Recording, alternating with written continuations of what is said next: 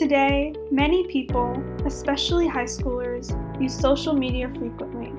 Around every day, actually. We spend hours and hours on our devices, getting a look through other people's lives. However, not everything is as clear-cut as it seems. Social media has many positive influences, but it also has its fair share of negative effects as well. Today, I will be looking at both the positive and negative influences and discuss how social media affects our everyday lives and behavior. First, let's start with some positives. One positive aspect of social media is that using it helps people become more aware of what's happening around them and their environment. Many social media apps like Instagram, Snapchat, and Twitter can be used to read news articles and make us become more self-aware about the political and historical events that are happening around us. Social media is also a place for activism, as many people are inclined to share out their beliefs and opinions and get others to join in on the cause. Another positive effect is that many people are able to make friends online and strengthen relationships.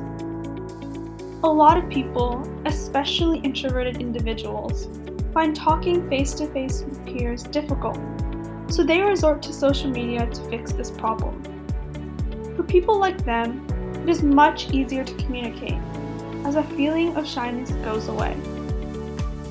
Now, not only does social media help kids and teenagers, but it also helps marketers advance economically.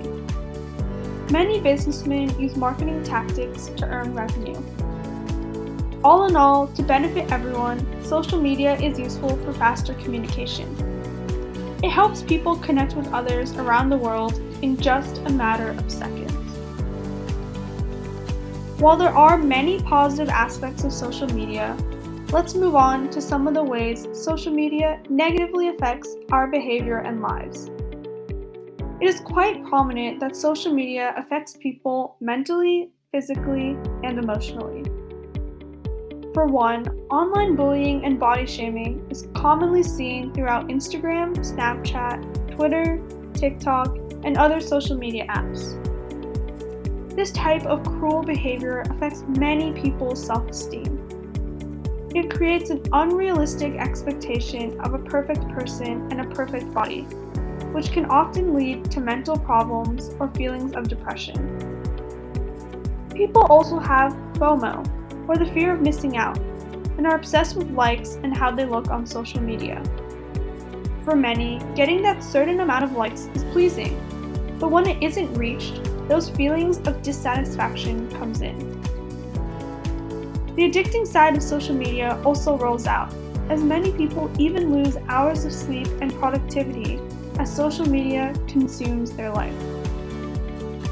This leads to many people left in isolation, losing their communicative skills along the way. Many studies have shown that those who spend more time on social media were more likely to be lonelier socially. While looking at both the positive and negative effects of social media, we all must ask the question, is social media good for our lives? Now, looking at all the aspects that I have noted, in my opinion, I think that social media can be both good and bad for us. In my life, I use social media to talk to my friends who live across the country and across the world from me. If social media never existed, communication would be a lot harder, and I probably wouldn't be keeping in touch with them to this day. However, that being said, I can say that without a doubt, I am addicted to social media. I have spent countless hours on apps like Snapchat, TikTok, and Instagram, which has cut into time that could have been spent more productively. While I believe that social media can be a toxic place for all of us, whether it be by spending too much time on it, obsessing over the amount of likes, or making unrealistic expectations for ourselves, I think that we can all eventually fix these problems and make social media a place filled with complete positivity.